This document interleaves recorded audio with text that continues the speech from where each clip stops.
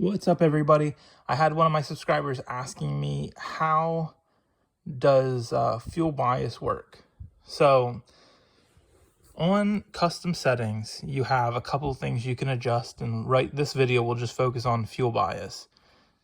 When you're adjusting fuel bias, that carries over to every single map, including map 6, and basically how it works. So fuel bias offsets the mass airflow sensor, in turn adjusting your air-fuel ratio and slightly adjusting your timing advance. So with alpha, you have a range of 50 to 80. Now, the full range is from 0 to 150, but your standard range is 50 to 80. So when you're running 80, that's going to be where essentially stock. So like this is just going to be stock fueling.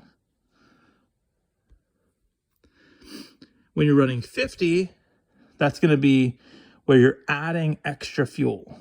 So think about it as essentially opposite. So if you want to go leaner, you're going to go higher. So let's say I'm at 11 here and I want to go to 12.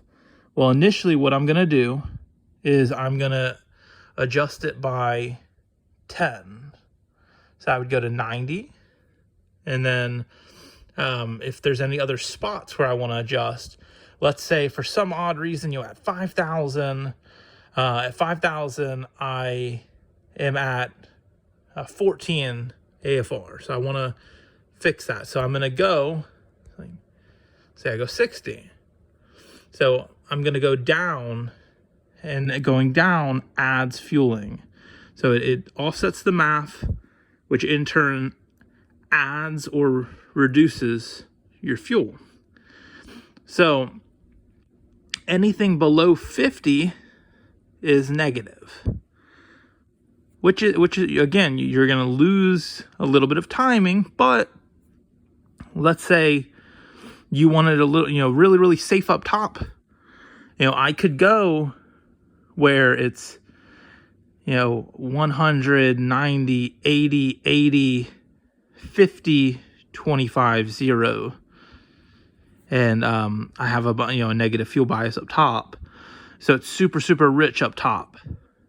Now that might make it a little choppy up top, but the best way to do it is to kind of play with it. You're gonna run a log, and let's say I'm running map 2, and map 2 stock comes with 100 fuel bias, and then I run alpha, and I adjust all of these to 80, and I run it again, and then I do a test, and then I save the configuration, and then I can make other configurations and continue to run tests.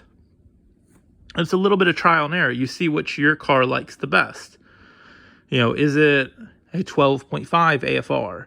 Is it 11.8? Which one is making, the best power? And it may not be massive differences where you can really feel it, but you can tell based on the run. So what I do is I have a thing on here called a race timer.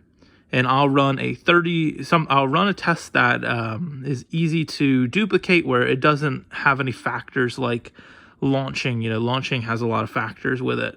So, if you want to run a second gear, 25 to 55 miles an hour, that's a good test. But the test I run, I do a third gear, 30 to 70. So I run it from 30 miles an hour to 70 miles an hour.